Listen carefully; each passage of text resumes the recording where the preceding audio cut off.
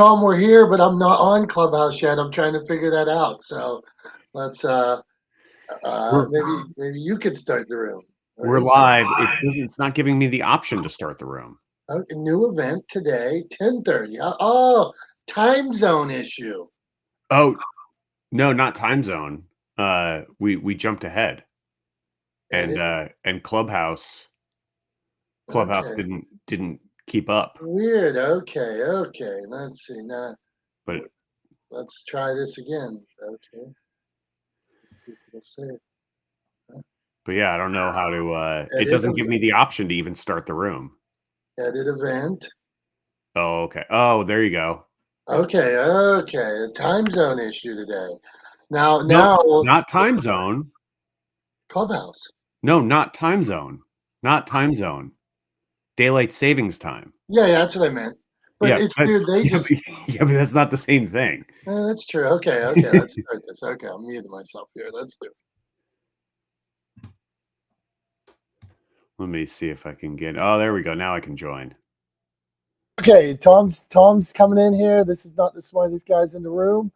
We had a daylight savings time issue today, Tom. What do you think about that?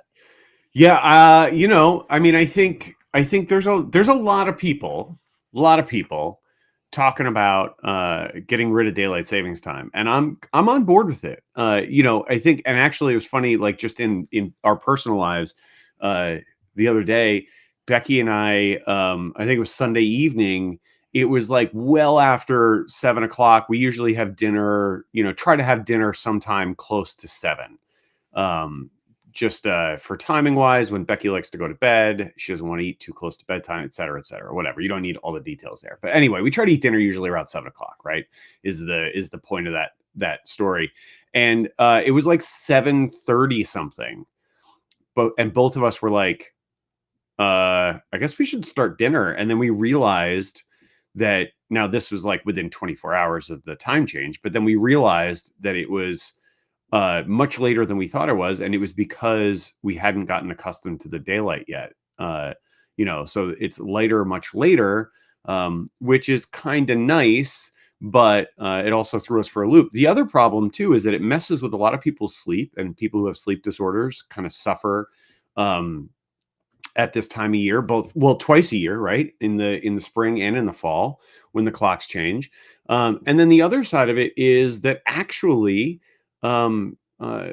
there is a correlation between the clocks changing and increases in mortality rates. It actually, people die around the times of the clocks changing for a variety of reasons. But I think actually one of the weird sort of correlations is, I'm pretty sure, if I'm remembering this correctly, I'm pretty sure that the incidence of heart attacks goes up. Which is a kind of a surprising correlation. And again, correlation is not causation, but surprising correlation. Yeah, I don't know. All of that is to say, get rid of it. Stop changing the clocks. It's silly. We don't need to do it anymore. Yeah, it was odd, and it's odd. Clubhouse fell for why something that we've had scheduled for a year, did it change to 10:30 and we did nothing? Mr. Swift, vote yay or nay on time change, or not time change, daylight savings. Get rid of it. There's no need for it. Silliness. Get rid of it. It really is not necessary in these times. I mean, I understand, I think, why they did it back when they started, but there's no need for it now. So yeah, do away with it. It's one less thing that two less things people have to worry about. Yeah, that's for sure, man. All right, one of the things we're going to talk about today is messaging, branding. Is your brand, what is your brand's message? Are you on that? Are you following that message? Tom used the word ethos. Tell me about ethos, Tom. Yeah, I mean, by ethos, I'm really talking about the core values of the organization, right? So getting right to sort of what the sort of the pillar is that the organization stands on. And I think the core ethos of any organization is crucial. And that ultimately I disagree with the sort of the Friedman School of Economic Theory, I don't think that the core ethos or the mission of every organization should be to solely benefit the shareholders. I think it should be to solve a problem, right, and to make the world better, right? And that means that can mean a lot of different things. That could mean everything from the products you manufacture improving the lives of their users to to the philanthropic work that your organization does benefiting the community that you're a part of directly. So it can mean a lot of different things, but I think at when you get down to it, when you dig in, for any organization, the core value of that organization, the core mission of that organization should be to improve the community, improve the world, and not just make money for shareholders. And I believe that because I think it makes a better world for all of us. I think it's a better place to live. But I also believe it because it literally saves lives. It literally saves people's lives if the core values of the organization or the business or the company are to better the community, to improve the lives of the members of its community. And there's a million examples. We were talking about a couple right before we got on. Obvious examples like in the pharmaceuticals industry, when we talk about Martin Shkreli and his purchase of that AIDS drug, and then we talk about the opioid crisis, right, which was propagated by profit-hungry pharmaceutical organization, specifically one profit-hungry pharmaceutical organization whose name is escaping me right now, but that family, Purdue. What was it? Purdue. Yeah, Purdue Pharmaceuticals. Exactly. Not the chicken, the drugs. But yeah, I mean the Purdue family and Purdue Pharmaceuticals, it's not the Purdue family. I forget. Anyway, Purdue Pharmaceuticals, they basically created the opioid crisis. And why'd they do it? Because they wanted money. Right? Because they valued profit above all else, because at the end of the day, they treated their customers, their consumers, their community like dollars and cents on a spreadsheet, like data points, on a spreadsheet, like dollars and cents on a P&L. And it made their shareholder meetings go well because everybody was excited because they were making money hand over fist. And everybody forgot that at the other end of that transaction, or those transactions, and that exchange, that flow of money, were real human beings who were dying because of their greed. And they're not the only example. One that has sort of recently in the past couple of weeks kind of come into mind for me, because of the work of John Oliver and his show Last Week Tonight on Max or I'm just going to call it HBO because I think it should be called HBO. But his show, he talked about Boeing a couple of weeks ago, and in very real terms, Boeing's shift in leadership and move away from engineering first and quality first mentality and ethos literally killed people. And it's a very clear chain of events that you can chart and track and draw clean lines between, that when the core ethos, when the leadership changed that organization and the core ethos changed that organization, people ended up dying as a result. And it's a problem. It's a big problem. I sat with a consultant the other day doing some nonprofit work, and he came down to, he asked this question: is your message beyond reproach? Your ethos, your organization, is that core message beyond reproach? And so let's say in my case, we were aiming to, we at this organization, Feeding the Spirit, we feed 10,000 people a year, house 1,000, pay the rent of 1,000, help them with bus, help the community get bus tickets, clothing. But without a clear message, you could, even though we're doing so much good, trying to do so much good, you could say that message is not beyond reproach. Well, how could you say that? Because people might say, well, you helped the drug addict, or you helped this person who could have got a job, you helped this person. So, if the message is restoring human dignity, okay, that is a message that is beyond reproach. Like let's say Southwest Airlines flying people at an affordable price, or what, I don't know what their core message is, but if you could get behind something, let's say let's say Motivation Champs, if I'm thinking about this, we're the world of negativity, or that's like taking Tom's message, okay, I'm going to shoot. Well, that is something that nobody could argue that, no, we should have more negativity. We should, like, I think we could all break down our message and get it that concise that you're doing good at its root, and then you don't start putting profits before people. So let's get, Mr. Swift, when you make a video or write a book, how do you know that each time, do you set out with a certain mission, or you turn on the camera and say F it, and how do you make sure that you don't just turn on the camera and say F it? Well, no, I mean, there has to be some thought behind everything you do, so I mean, some things you think a little deeper on. I really turn on the camera and just say F it without thinking of the statement and message I want to make. Do I do a deep dive into what are people going to think of it? No, not a ton, because as long as I feel I'm on message, I'm not here to please everybody, and you can't. It's impossible. You want to please everybody, go sell ice cream, and I don't sell ice cream. So I'm okay with people either not liking it or having a different opinion. That's like, you said, Dom, people could take what you do in your nonprofit world the wrong way. It's going to happen. And you know what? You can't worry about those people, because overall, when you look in the mirror, what you're doing is the right thing. And that's what you can control. So, I think it's important to make sure what you write is kind of down the right line. But to get that bent and worried about it, I just don't have time for, because you're never going to please everybody, and there's always somebody out there that can say something. And Tom, I agree with you about companies today.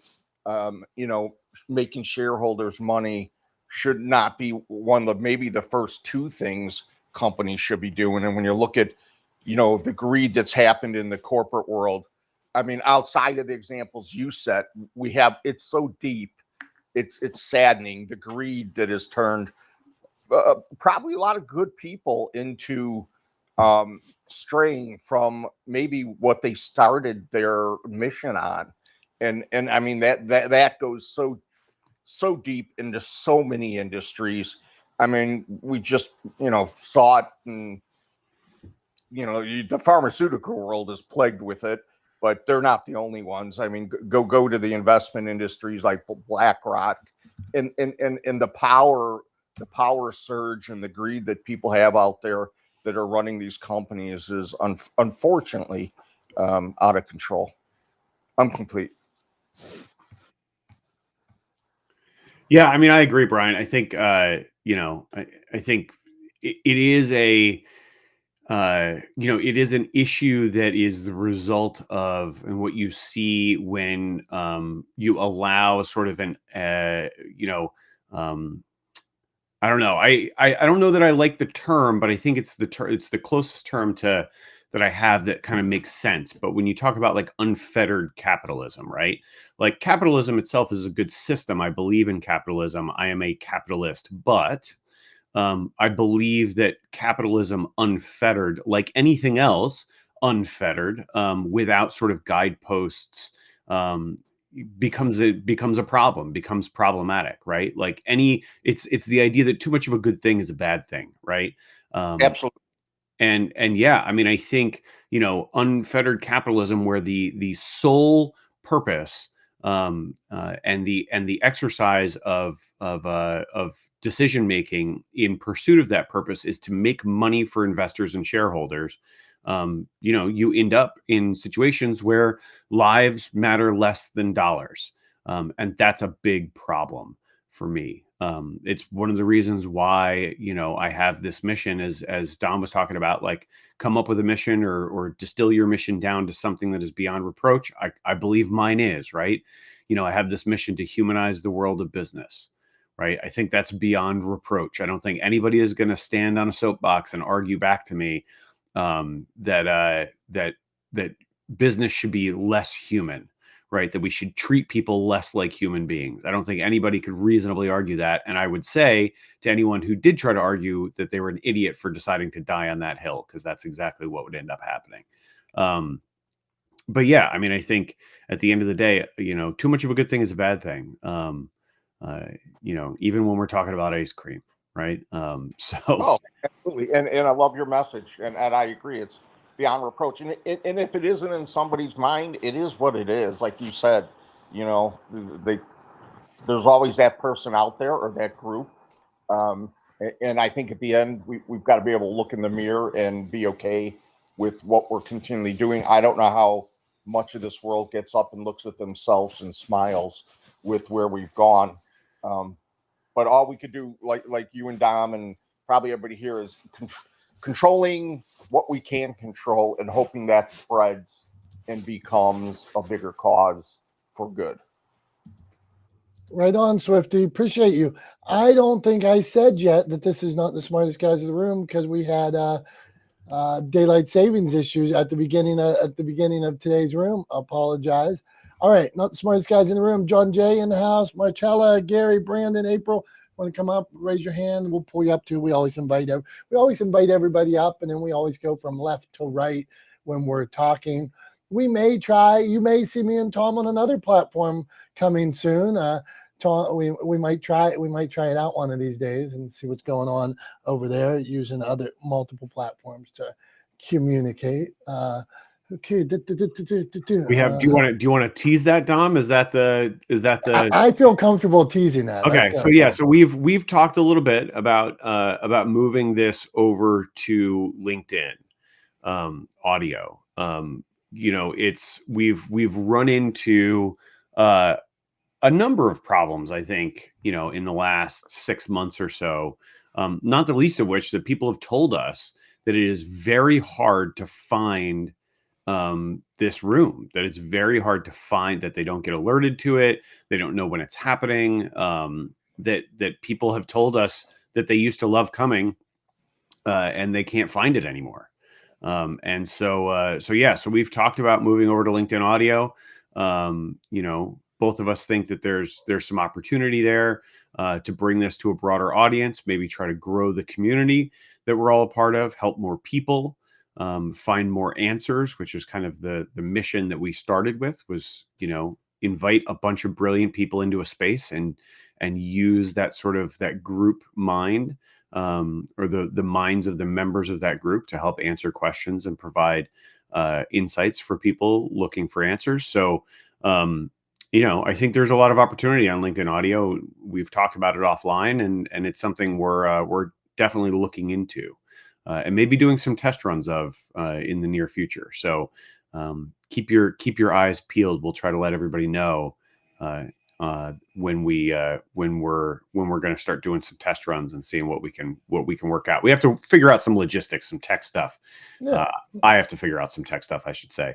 And then maybe we'll go from there. But does that sum it up, Dom? Yeah, that's good. It's good. And just teasing it, starting it, trying it out. I've done some rooms over there and enjoy it. I think it's antiquated, so I love my Clubhouse. I think Clubhouse is a little easier to come up on stage, a little easier to use, but the daily usage of the platforms is, this one here is getting 100th of the other platforms. So I'm a believer in first to market. Maybe we all go over there and try it and are the first ones doing this kind of thing on that platform. So not the smartest guys in the room. As we go on here, one of the things we're talking about today is messaging. How many people make a video, write a book, or start writing a book, start making a video, start a Clubhouse room, and have no idea, no guide rails on what they're going to talk about? And you jump in and there's no direction and there's dead air. I hate dead air. Okay, so sorry.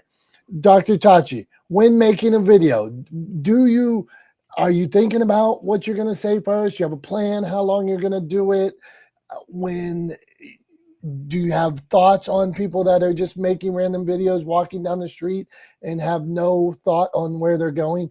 I have a friend, super positive dude.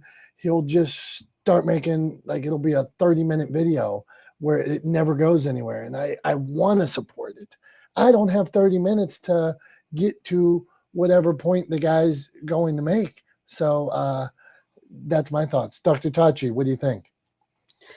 Yeah, all of that. Good morning, everyone.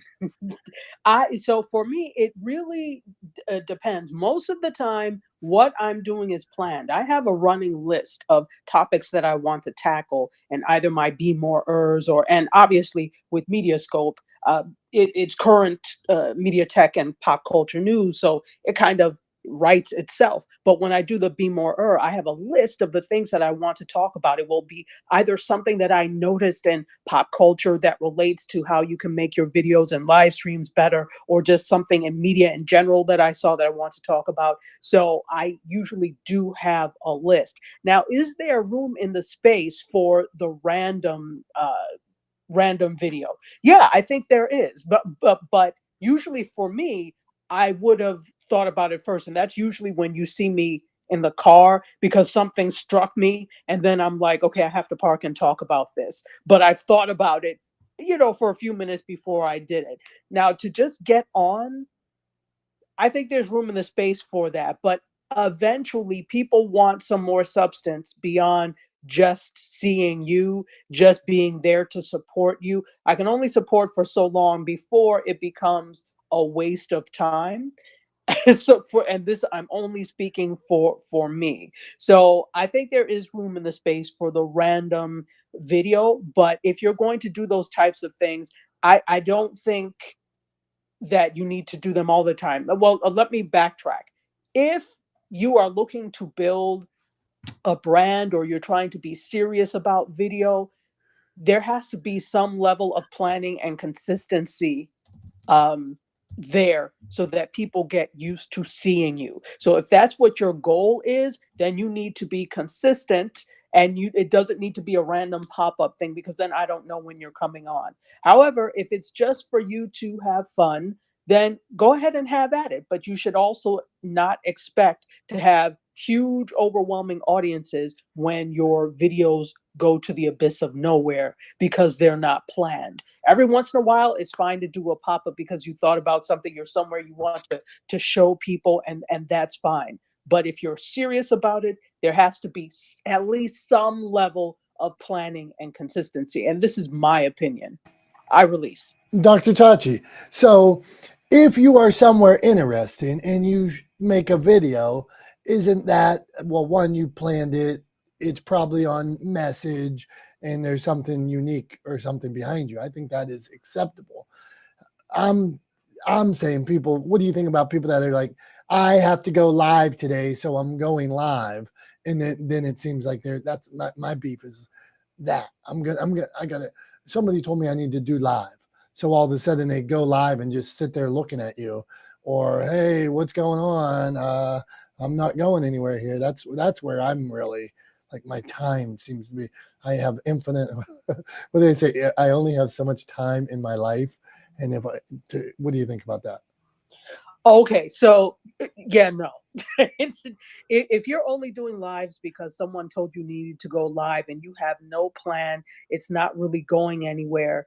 Um, it can be a waste of time for some people. I've seen some people that, and again, that comes with their kind of planning, like they just pop up, but they may have an update or whatever. But if they're just getting on because somebody said they had to go live, then better for you not to go live, because then what starts happening, I find this with me, there are some people that they go live, but I just can't. I may pop in to say hi and then I leave because I already know it's going to be a waste of time, because they sit there and wait for everybody to come. Okay, we're just going to wait for a few more people to come in. What about me? I was here on time. Am I chopped liver? So that type of thing.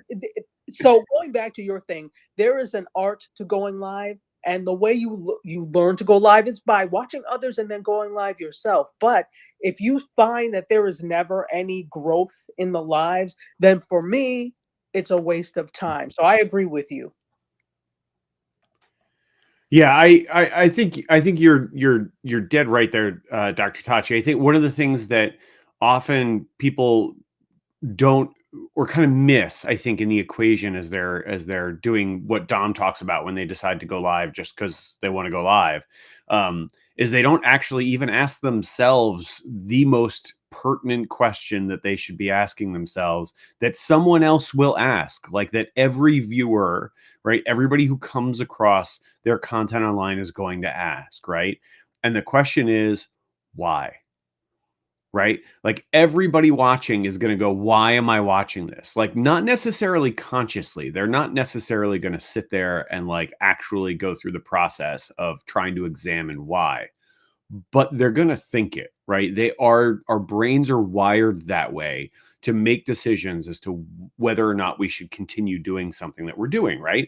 And especially in a world where we're inundated by content, right? Where we're just having stuff thrown at us, projectile vomited at us by the internet, in a nonstop fashion.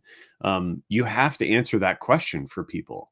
And so if you don't know why you're going live or you're pressing record on the video that you're making, then stop, right? Just don't do it until you can answer that question. And it doesn't have to be a world changing answer. It could be, hey, I'm in this cool place and I wanted to share it with everybody because I think it's beautiful. Like, okay, that works, right? So now you know what you should be talking about when you go live. Now you know what you should be talking about when you press record, right? Because you asked yourself, why am I doing this, right? What is the purpose? What's the point? What do I want to share? As long as you have that, I say go for it, right? And you're going to end up attracting the audience you want to attract. But yeah, at the end of the day, and the other thing too that you said, and obviously I believe this, I say this all the time. It's one of the sort of key directives in my book. Legendeering is consistency is key, right? So I 100% agree with you on the consistency part too. If you're going to do it regularly, right? Do it daily, do it weekly, do it bi-weekly, whatever you're going to do, right? But do it regularly. But yeah, I mean, just answer that question. Just ask yourself before you hit record, before you turn the camera on, before you point it at yourself, before you even load the platform where you're thinking about going live, just ask yourself why you're doing it. And if you have a good answer for it, then I say go for it, right? But if you don't have a good answer, then save it. Good stuff, Tom. Dr. Todd, how do you know when to stop? Both anybody, you two go on first. Dr. Tachi, Tom, because they linger, so some people would stop because there's nobody on yet. Let's say today when I got in Clubhouse, I was here by myself. Okay. Or if I'm doing a video, maybe at the end people fall off and I got things to say, or maybe there's 20 people still there and 20 people, I'm so happy about it, I want to keep going. How do I know when to stop? For you, or you're just saying in general? In general. Okay. I think so. There's such a thing as, and some people don't get the art of exhaustiveness, but this is why you need to plan. When you plan what you're going to say, even if it's, I'm just in a cool place and I wanted to show you this, not everybody can get a feeling of when things are supposed to end. Like I can feel when things are complete and are supposed to end because I've done it for so long. However, you need to look at what's happening, read the room, look at the audience. If they're not as responsive anymore, maybe it's time for you to end. Plan ahead of time and say, these are the 3 points that I'm going to cover. And when these 3 points are complete, maybe I'll give 5 minutes for you all to say something and then I'll end. So for somebody who's not used to feeling when things are supposed to end, they have to plan a certain number of things that they're going to say and then end. You have to be that strict with yourself if you don't know or don't understand when to end. Another thing too, again, read the room. If you notice that people are dropping off, if you notice that people are dropping off because you've been there on there for a long time. Look and see, okay, how long have I been on there? You also have to monitor, how long have I been on here? Is it too long?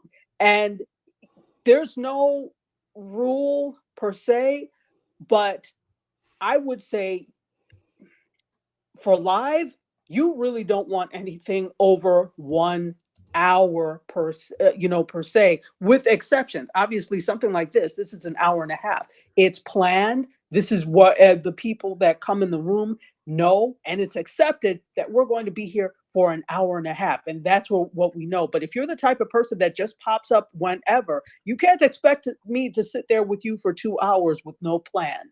So I know that was all a way around and round about the place, but the point is that you have to plan, have a number of things that you're going to say, especially if you're not used to knowing when to end. Once that has exhausted, then let it go. If people are leaving or it seems like it's been too long, end the stream. Give yourself a time limit to begin with. Say, you know what? I'm going to do 30-minute streams and this is what I'm going to stick to, or 45-minute streams and this is what I'm going to stick to. Or in the morning, let's do something 20 minutes. Stick to that time limit and people will be okay with it, I think.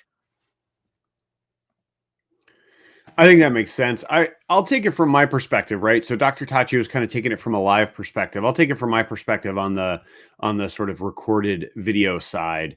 From my thinking, from my point of view, the thing that people run into, the problem that people run into, is that when you're recording video, especially if you're doing it sort of selfie style, right? You're recording yourself.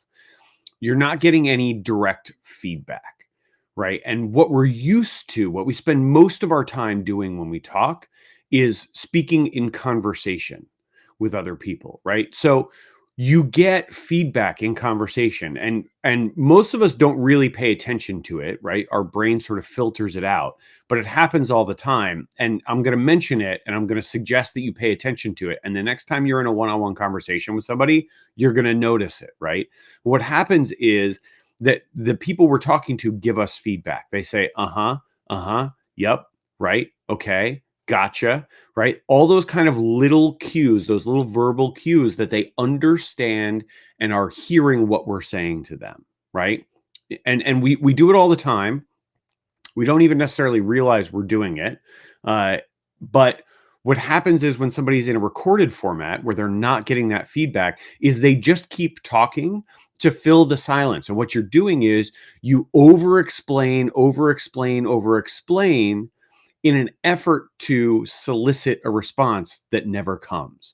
So what I've always taught people, and I've done, I don't know how many hundreds, if not thousands, of interviews for different video platforms and for television over the course of my career. The thing that I always tell people when I'm sitting them down for an interview, one of the things that I tell them a bunch of stuff, but one of the things that I always tell people is, I'm not going to give you those verbal cues. So when you're finished with your statement, put a period on it. Don't be afraid to be declarative, right?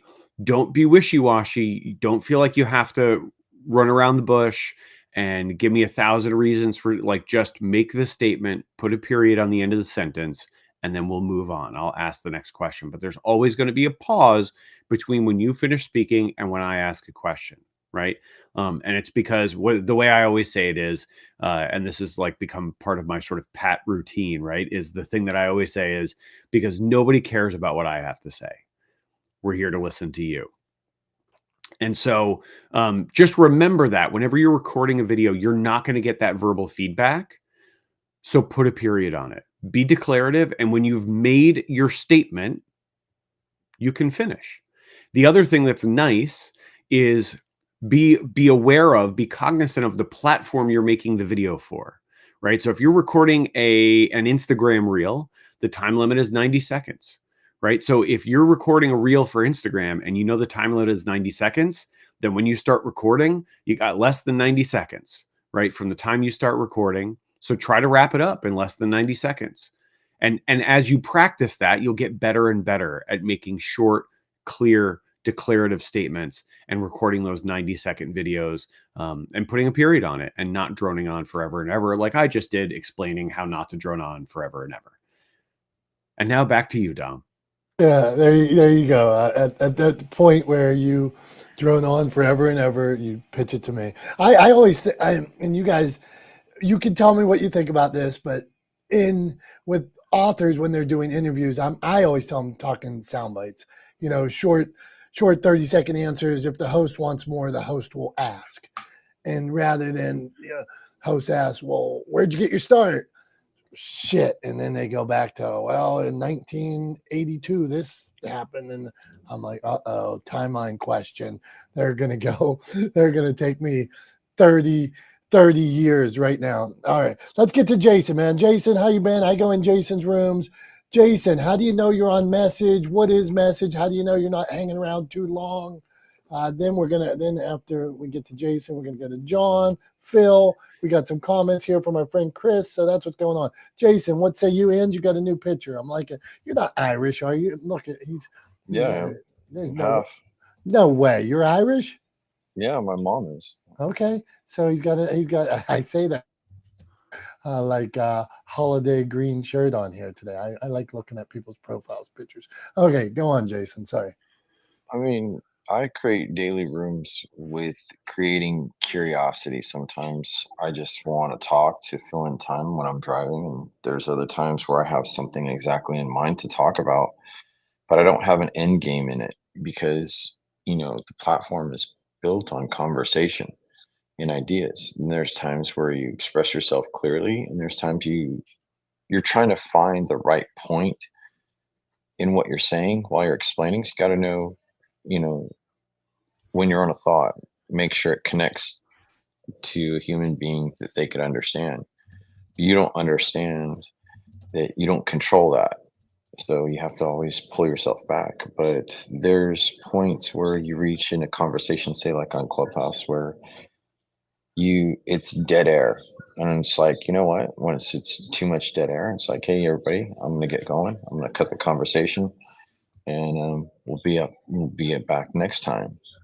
That's amicable. That's it's like, hey, we've reached a spot where people use this as a fill-in, for noise, or they want comfort of conversation instead of what they're doing on a screen, or an activity that requires or that has too much quiet around it.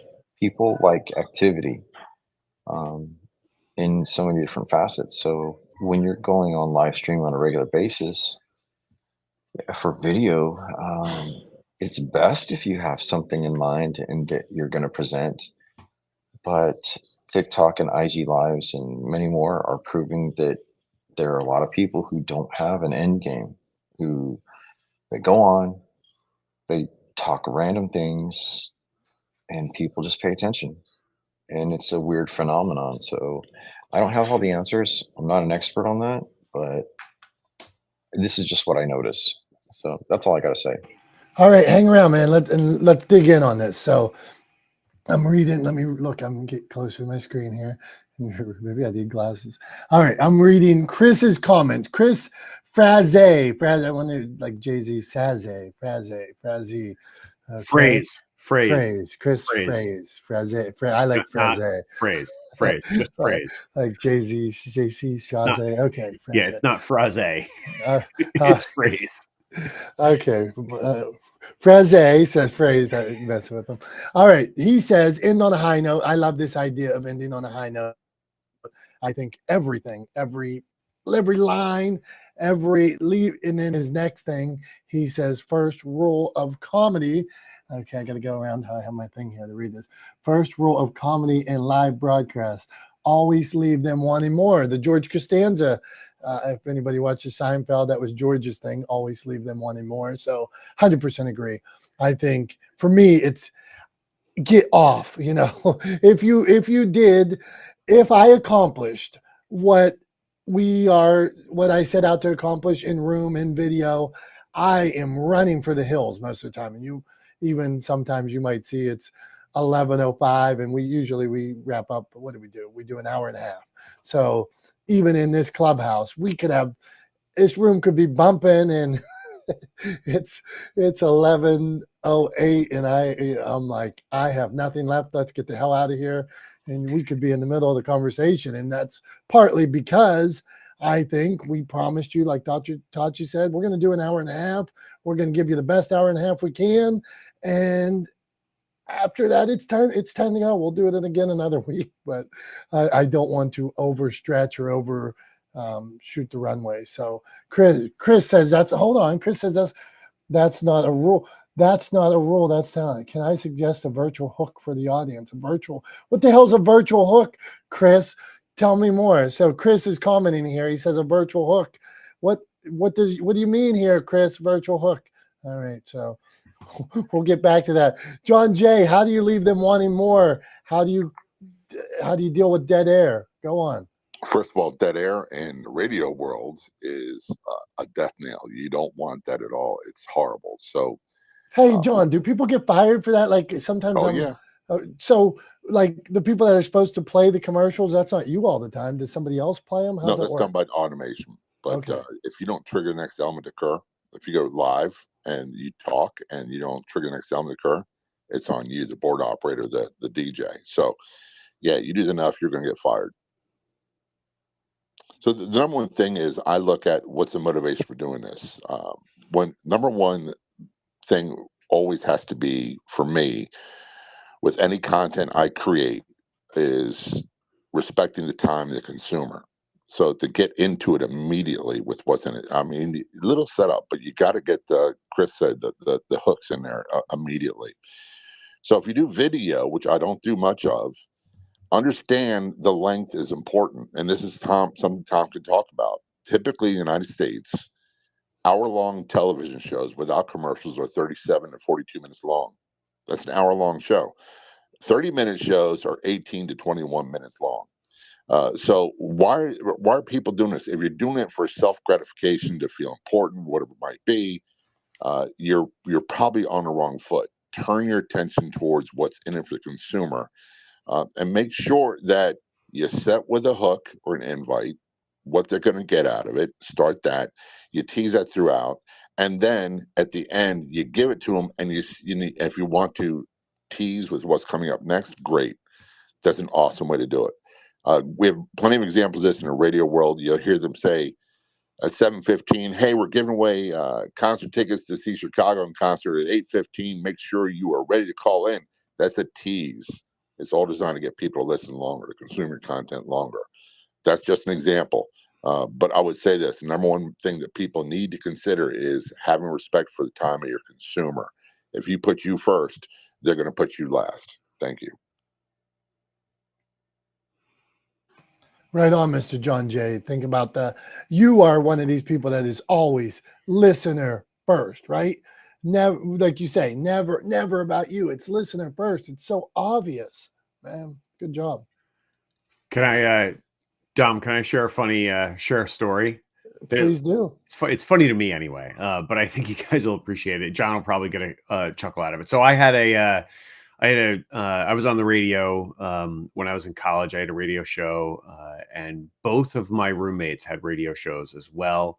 And one of my roommates had a terrible time for his radio show. He was at, I think it was 6 a.m. on Sunday mornings, right? Which for a college radio station, there is no one listening. And so he was also on the crew team, and they were traveling that weekend for a meet, a match. I don't know what you call it in crew. They were rowing boats in a river. Anyway, and he asked our other roommate and I to cover his radio show. So we decided no one's listening. It's like 6 o'clock on a Sunday morning.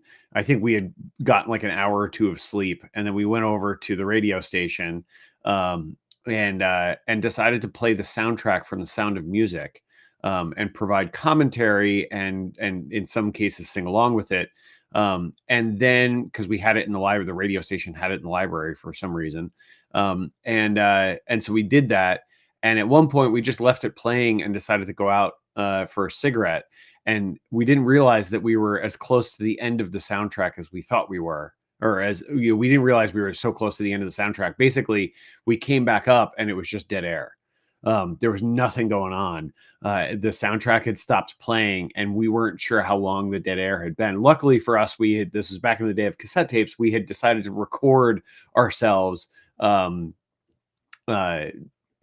this commentary and singing along to the Sound of Music on the radio to play for our roommate later when he got back.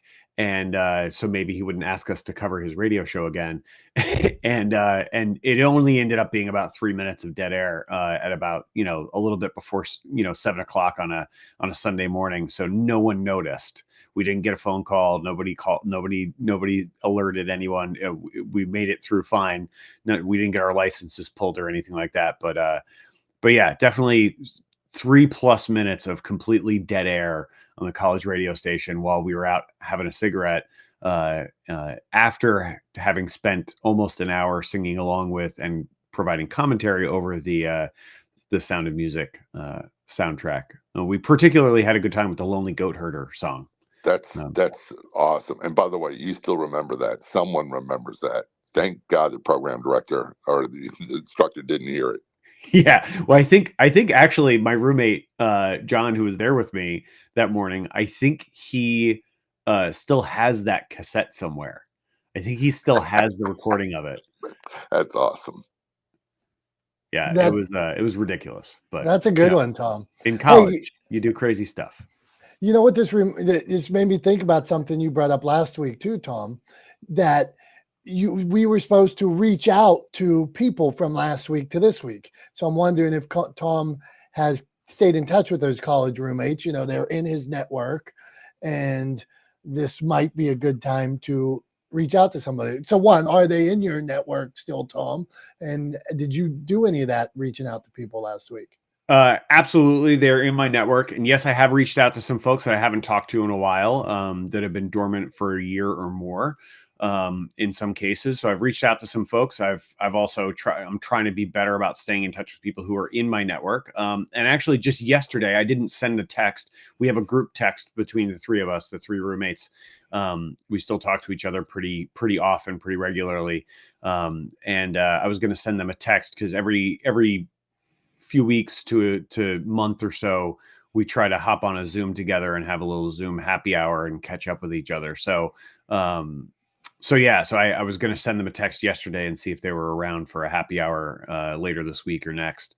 But yeah, I actually did just yesterday. I sent an email to somebody who I haven't spoken to in quite a while, who, as it turns out, by an odd coincidence, I met her through a networking organization local to me, and we connected on Facebook and LinkedIn, and she messaged me on Facebook and said, "Hey, how do you know this guy Mike?"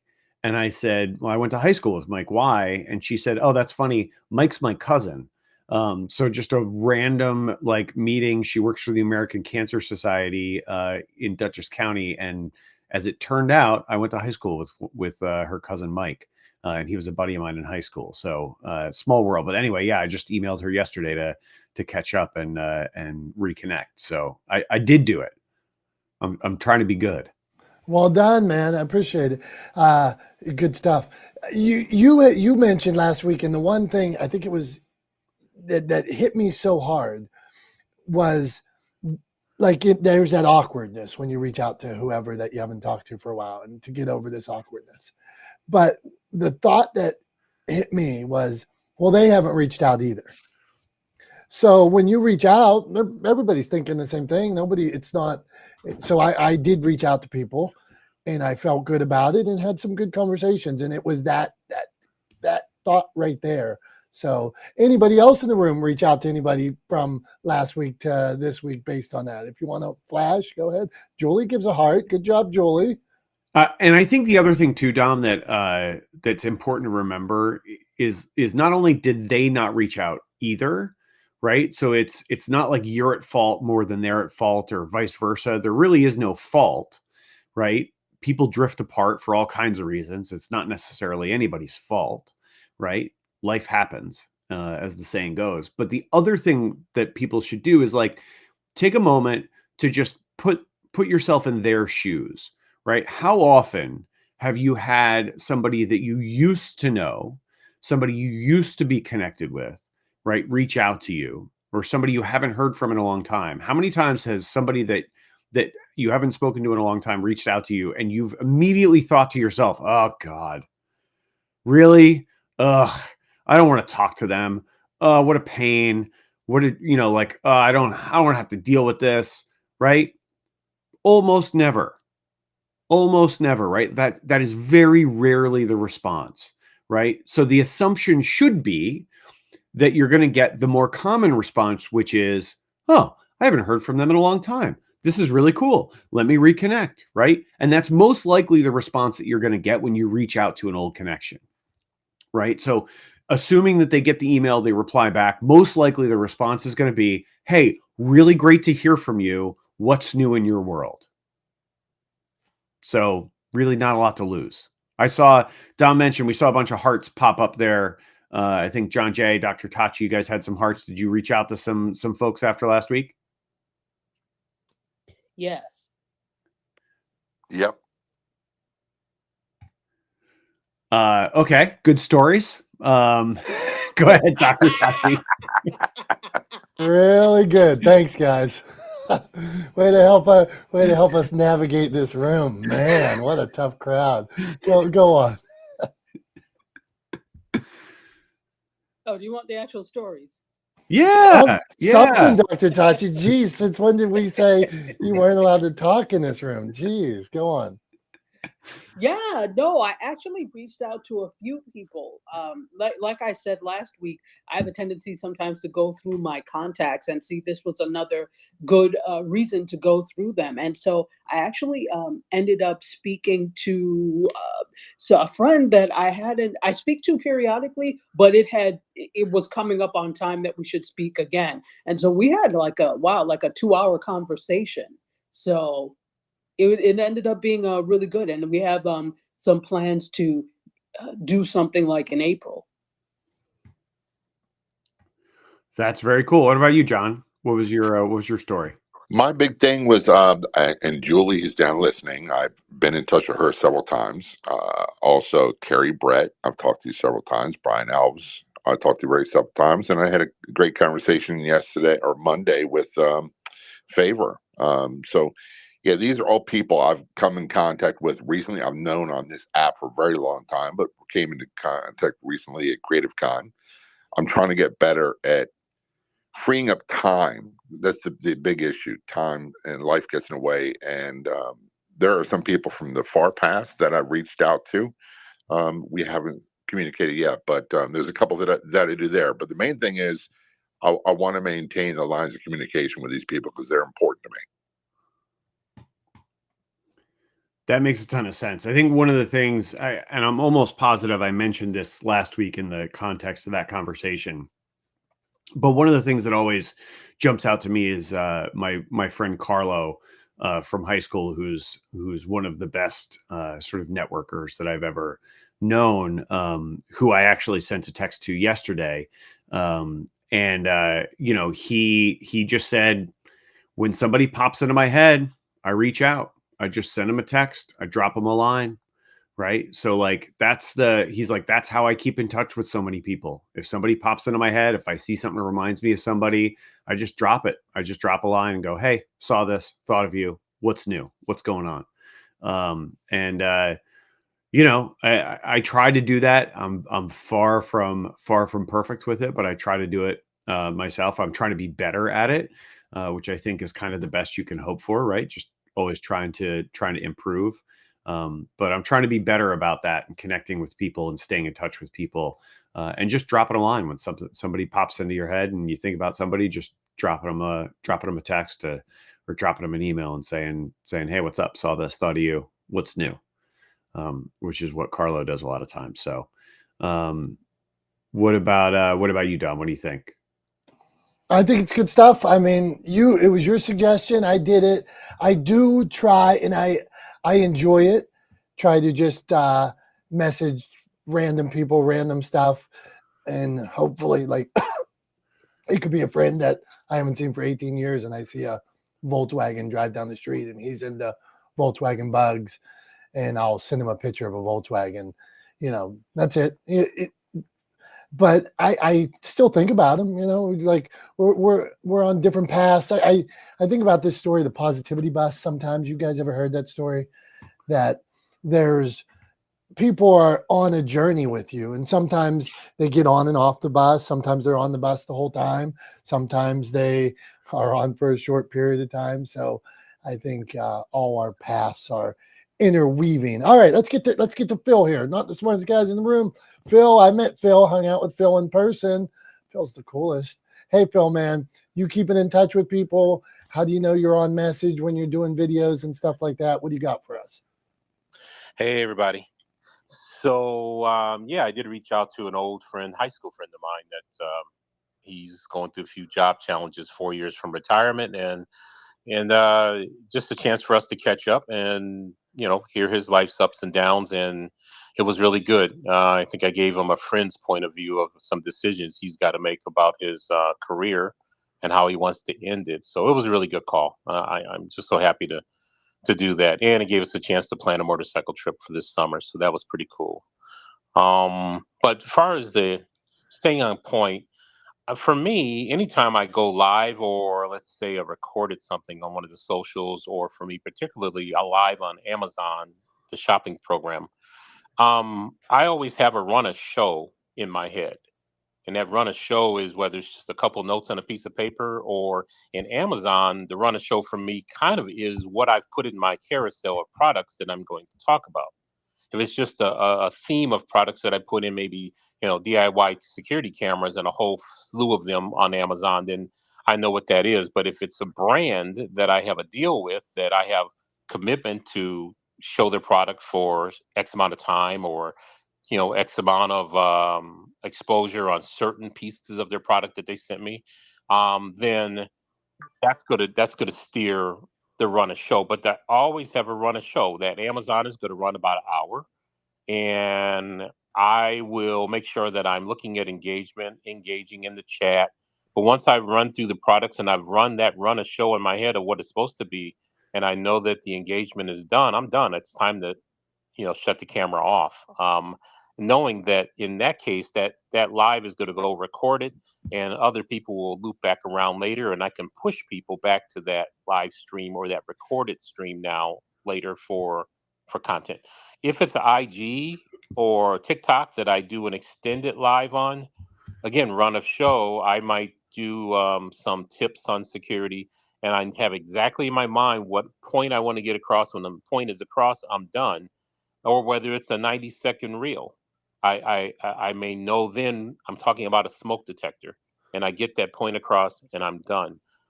That's how I keep myself on point. Is I stick to my run of show, and I always have one. Love it, man. I'm hearing you. I appreciate it. This is good stuff. I run across this in the book business, that sometimes I'll read manuscript and wonder, where the hell is this going, or why did it go off the rails? I mentioned the story to Tom that somebody told me about they wanted to speak on stages, and then there was a story about their fiance shitting in a box and sending it to them. It applied in no way. And it was like, I'm always like looking for consumability, and people will tell me they want to speak on stages or something. And then I'll pick up content in their books that nobody is going to accept.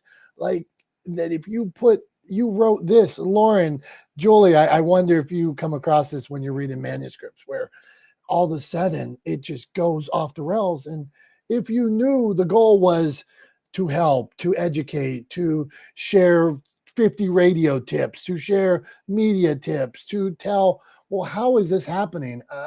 What do you think about that? Brian, thoughts on stuff going off the rails like a book? Have you read any books that just went off the rails? I several books that went off the rails, but I guess what gets me is the over explaining, taking 40 pages to explain a simple concept that could have been explained in 10 pages, but there was this need to have to almost impress you with the wording. I guess that's what gets to me. But I know I'm a kind of a bit of a bottom line type of person. But yeah, going off the rail, not a ton of that, but I have heard it in certain rooms more than I've read it. And I think that's because people all of a sudden let their emotions get in the way of their critical thinking sometimes. You would like to think when people putting it down in words that somebody would have caught it, but it doesn't always happen, as you well know. I'm complete. Yeah, that's good stuff, Brian. And I do think, and I wanted to go down this path today. Like, there are a lot of rooms on this app that are off the rails, and so you go and like for me, okay, if I'm coming to learn something or learn about or hear about sports, and then all of a sudden it's like completely off the rails, I'm out. So Lauren, I'm going to go. Howard, I'm going to Lauren because she's in the book business. And then I'm coming back to you. So, Lauren, thoughts on a book going off the rails, a story going off the rails? Any suggestions, thoughts? Yeah, so I tend to be really picky with like the books that I read. I'm a nonfiction chick to begin with, and so like if I just tend to be really, really picky with like any kind of content that I consume. And there was one book like earlier in the year that was brand new about like, I don't know, some kind of like murder in the Amish country or something. And I'm like, that is so unique. And I wanted to learn about it. But like the guy, like, I think I spent like I gave it like 80 pages worth of my attention. And the guy, it was like he was repeating like the same kind of information. And then when I went on, Goodreads and Amazon to see what other people had to say, it was all the same stuff of like, this guy needed like a serious edit, like one last like good edit just to get rid of so much fluff. And I don't like, I mean, I know that they have a story to tell, but it's just like, you have to be self-aware enough to know like when you're going to lose people, like at what point is it more for you versus the reader? And the way that I think about it is that if you're going to write a book, the first draft is absolutely for you. Like it's only for your eyes. It's going to be bad. The point is that it's just made. And then as you start editing and going through multiple drafts, it transitions from being about you to being about the reader and like what's going to be a payoff for them, what's going to be worth their attention, because books are it's a great form of entertainment, and it takes such a long time investment depending on like the format that you're reading it in. So I don't know, just like as a writer, as an author, it's just having, practicing self-awareness and knowing like what pieces are more for you and what pieces are there to benefit the reader. So those are my thoughts. Good ones, Lauren. I always go back to this. What is the goal? Well, if your goal is to help this kind of person, or my goal is to speak on stages, if my goal is to help X person, businessman that wants to start business, my goal is to help people in recovery. My goal is to help people that have been through domestic violence. My goal is to help people that have been through rapes and other kinds of traumas like that. Well, there's a component where you can tell the story a bit, but if you're trying to help, you can't be triggering people. You can't be, if the message is so raw and so intense that they have to put the book down and can't go back to it. Well, did you really accomplish your message? And so I'm in this world all the time where I see people that get, like you're saying, Lauren, they go off with too much detail, or they go off telling facts that, okay, you could tell me one instance, but you just too much detail there. So Tom, did you have something to say? Then we're going to go to Howard here. Well, this conversation reminded me of one that we've had at some point before. I know because I've used this anecdote before, but I often I talk about this with a lot of folks, but I often really put a lot of value on sort of outside perspective and outside eyes and fresh eyes, as I often call it. So for better or for worse, my wife Becky has to look at most everything that kind of comes out of my work before it goes to anyone else. She's sort of the filter that I put a lot of things through. And one of the things that, you know, she will turn around and say, I don't think this needs to be here. I don't think you need to say that, I don't think you need to say that, make that point again. It was clear the first time. You can cut that part, you can trim this, things like that. And it reminds me of Lauren put in the chat, kill your darlings, which made me think of this adage, this dark adage that we had in television that we used to use was, you know, sometimes you have to kill the baby. And it would be a part of a show or part of an episode that you would put a lot of work and thought into, that you really were attached to, that you really enjoyed, that you thought was funny or fun or entertaining. And then you would inevitably get a note back from the network saying, lose this part of the show, right? Cut this.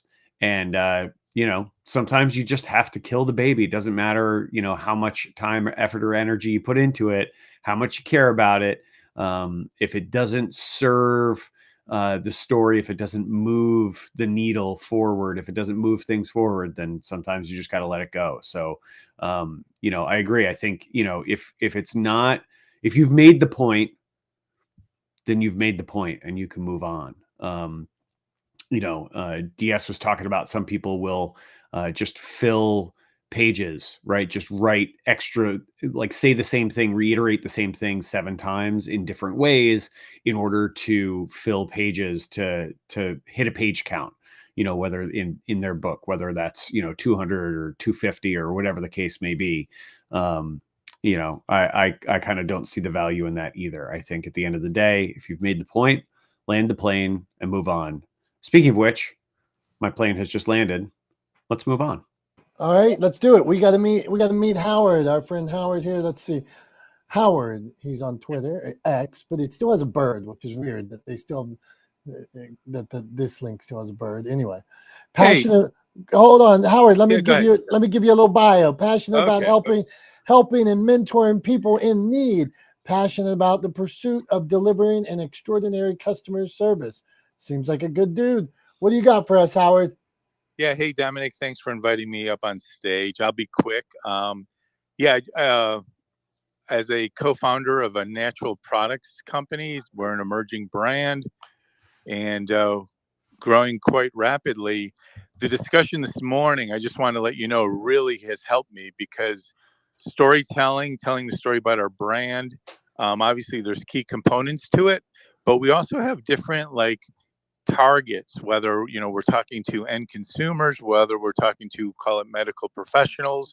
So we're always figuring out okay, what's most relevant for the target market, and that's consistent with our brand. And I'll just wrap it with this, is that I'm fortunate I was invited to be a guest on a podcast this morning, which is going to be recorded the next hour. And you definitely are reminding me, and thank you for the messaging. Whatever I'm going to be saying, I'm going to be cutting my time in half and getting right to the point. So I just wanted to share and say I really appreciate the content. Every time I drop in this room, there's always something to be learned, and I'll leave it there. Thanks. Howard, man, spot on, and we wish you luck in the business and on the podcast today. Get out there and share that message. Be interesting. And John, Dr. Tachi, our Brian, Bill, podcast host out there. I'm in this belief that if you are interesting, if you have stories, that people will want to find you. They will look at your bios. They will look for your other things. Flash, if you want to jump in on that, what say you to the room here? What do you got on that thought? Go on, John.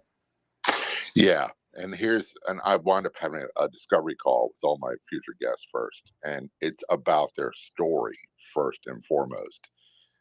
Everybody, I don't want to say everybody, that's a big jump. A lot of people are like, I've got this to promote. I'm an expert in this. I know this. I've done that. I'm like, no one cares. I hate to break it to you. No one cares. But get right to your story and have them fall in love with your story about why you became an expert in this, and they'll follow you. It's just that simple. Your story is your power, not what you've done, not what you know. And perfect example of this is Brian, who's up on stage. He has a wealth of life experiences, but his story is so captivating. It makes you want to follow him to find out more. And the more that people stress away from that, the weaker response is on my show, and the more likely it's not going to happen because I just don't have a unlimited time to create new content for people when they don't want to focus on what the format of the radio show is. Interesting. Go on, Swift. No, John, thank you for the kind words, but that's a great reminder because when I started in social media, I so shied away from my story because I thought it was more self-serving, and I thought just the opposite of what you said. And it's so true. It so is about your story, and I don't know why I thought that was just too self-serving to really lead with that, but it is about the story. And I've learned that from being in rooms like this with all of you. So thank you for that, and it's a great reminder. It is so about the story. I'm complete. I think it's also, thanks for that, Brian. And yeah, what John was saying made me think of this, right? I think it's a good reminder to people that no one is ever going to love your baby as much as you love your baby, right? Whether that's your story, your experience, the work that you've done in the past, your accomplishments that you're proud of, right? Whatever you want it to refer to, right? I'm not actually talking about babies, just to be clear, because what I'm about to say would probably upset people if I was. But no one's ever going to love your baby as much as you do. In fact, some people might think your baby is kind of ugly. So what you have to remember is that people don't care about the things that you're proud of the same way you do. They don't think about them the same way you do. And so what you need to approach with instead is a story about your baby that endears your baby to the audience, right? So tell the story about how the situation, the baby, so to speak, came to be, right? Tell the story about raising that child, about bringing them up in the world, right? If you're talking about your business, your organization, tell the story of how your organization came to be where it is today. Don't just list the things you sell, right? Because nobody cares as much. And don't talk about how you do it.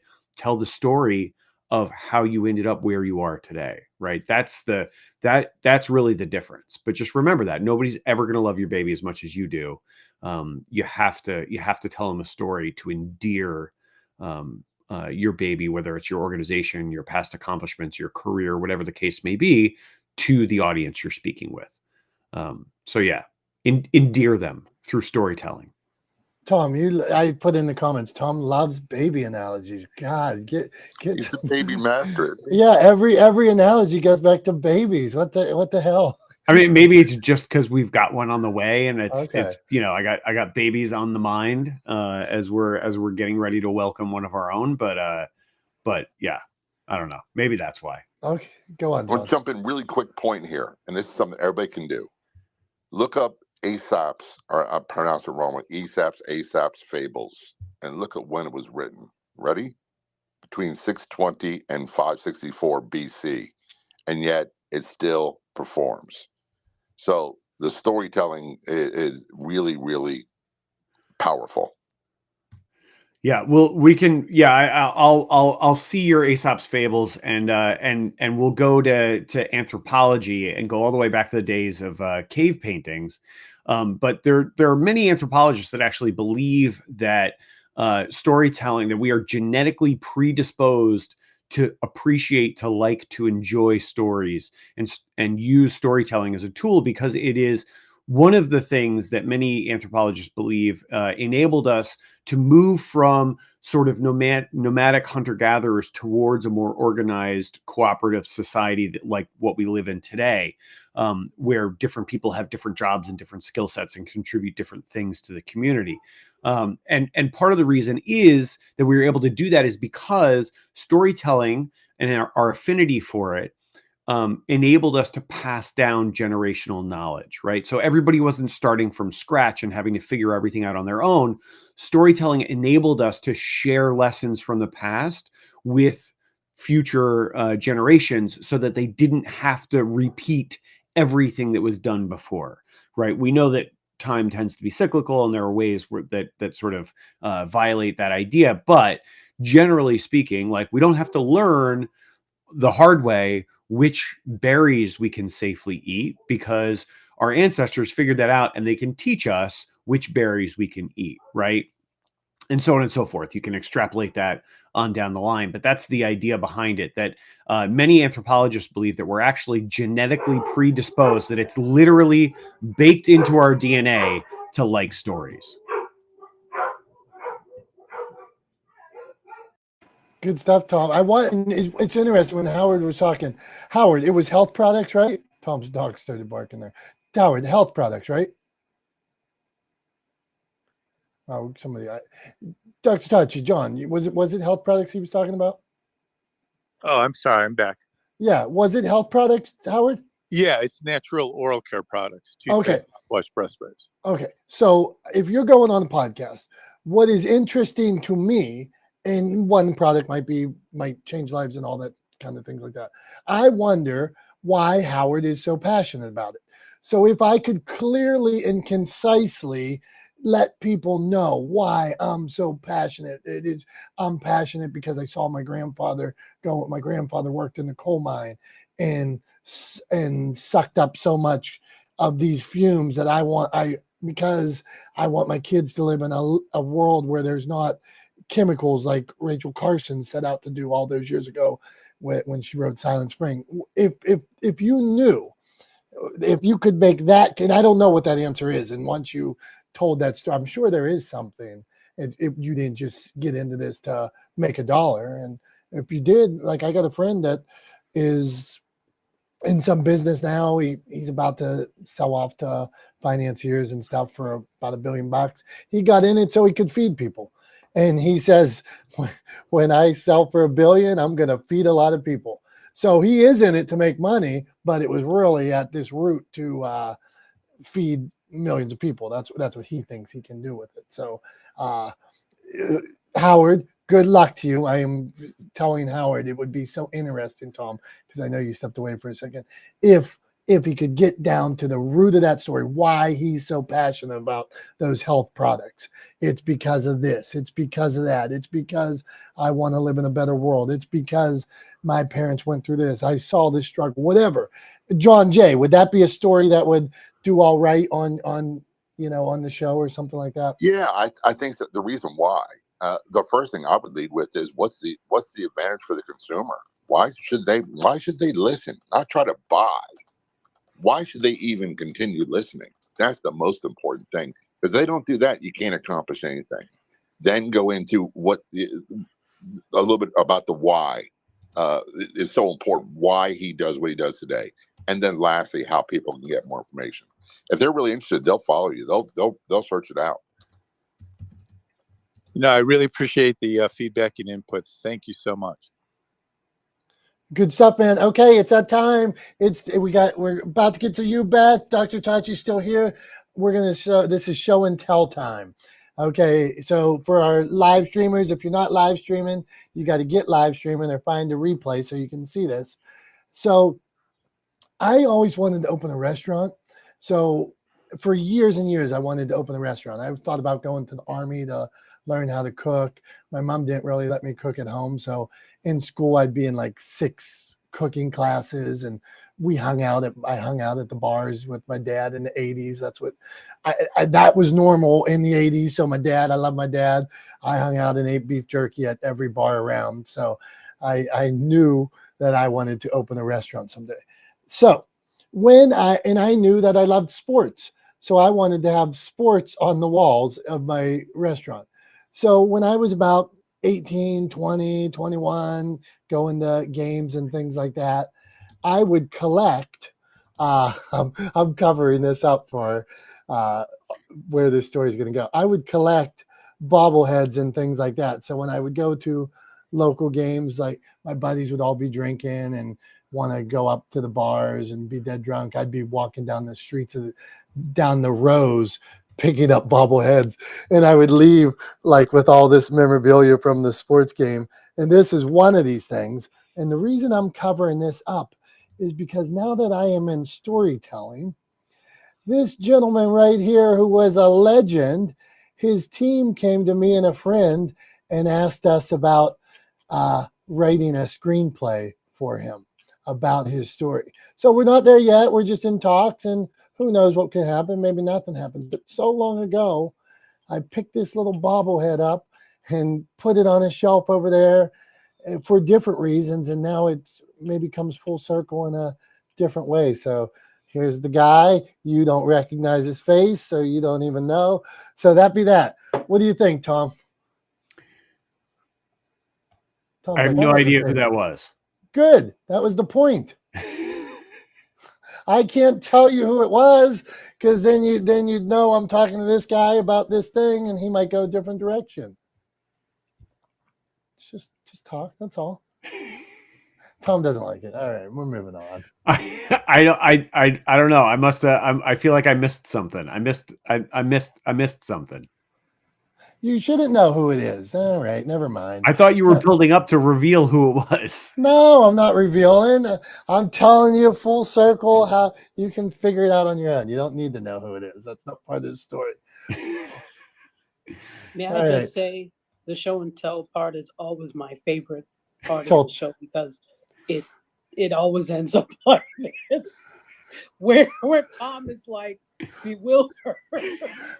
Okay, here. Then you can see this side of him. Here we go. Famous player that I have bobblehead of. No, there you go. It was a bad story. Go on. I'll work on it for another time. I'm not perfect.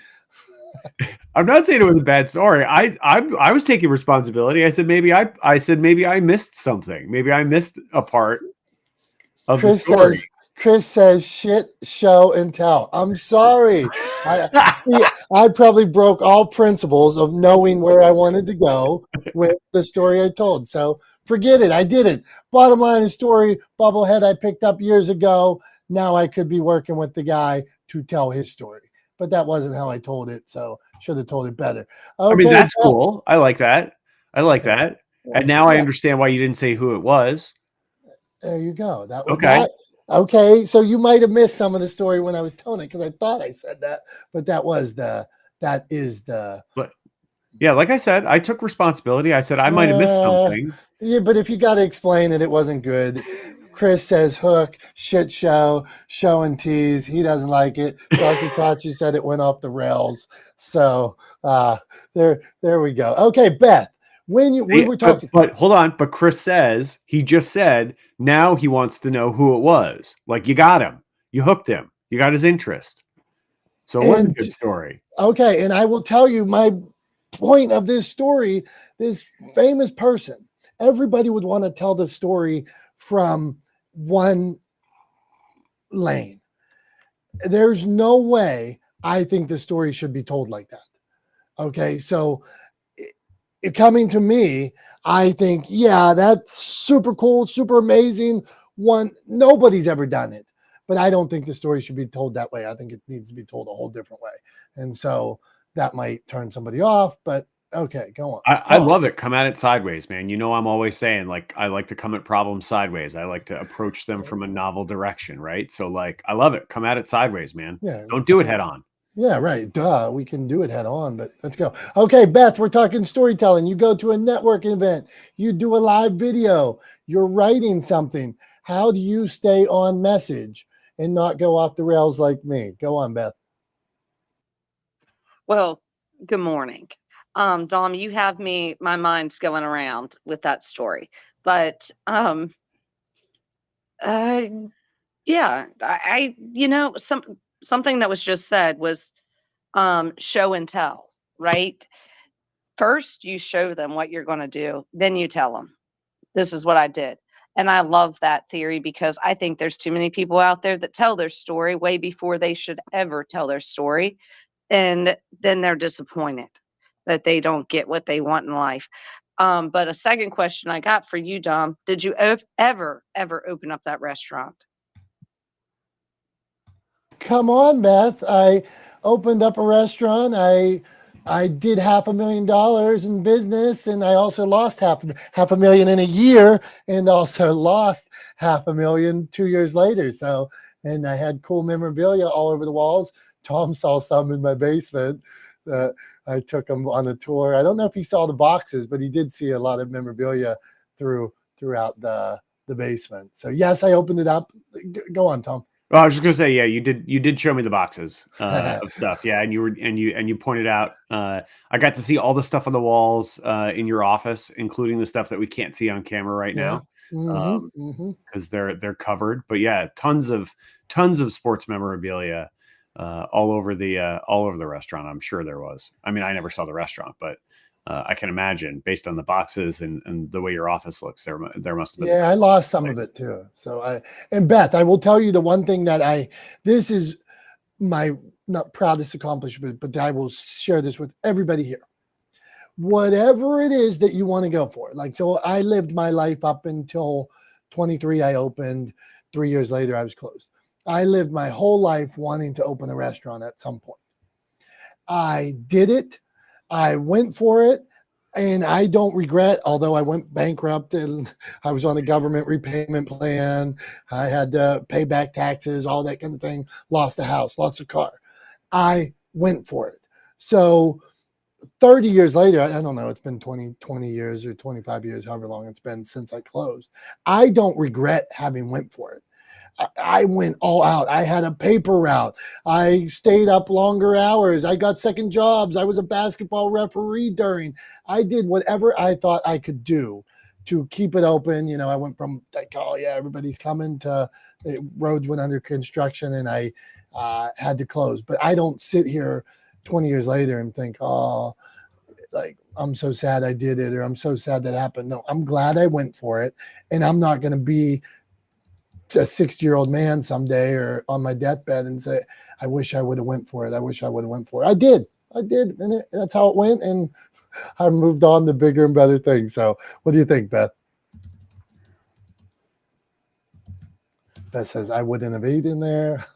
It was an American Italian restaurant, homemade meatballs, homemade pierogies, homemade lasagna. Go on, Beth. You can get me to eat in any restaurant in Pittsburgh. And I don't even care if I see a rat like run out the back door. As long as my food doesn't have any rat hair in it, I'm good to go. I'll eat in Pittsburgh. There you go. That's good stuff. All right. Not the smartest guys in the room. Peter, Carrie, what's going on? Lois, if you want to come up. Chris, love to see you. Love to see you on Clubhouse now. Chris and Lauren are somewhat new to Clubhouse. DS, glad you asked us some questions today. Good having you here. If you all would follow the room, check out the room. You may see us some other places as well. Tom, it's about that time. You ready to wrap up for us? Tom's like, no, you didn't prepare me for this. Not really. Yeah, Honestly, okay. don't have anything planned. But you know, since when has that ever stopped me from? Yeah, hey, well, get us to a point to figure it out, and then get to a point. So don't just blab. Okay, thanks for the help. Thanks for the pep talk. Are you ready to wrap up? No. Okay, figure it out. Side note, I have to say that I'll give you one more minute to think about it. So you guys know I do Bikes and Hikes show. We air in 6 states. Armstrong Regional Cable. They support us great. I'm getting to meet Lieutenant Governor tomorrow.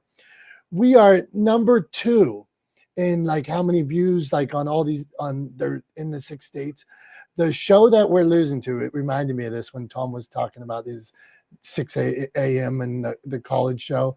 The show that we can't overcome that airs on every network is the church that airs on Sunday morning on every station. So they have us beat in viewership and we can't get there. So sorry, Tom. That's what now you can do your wrap up.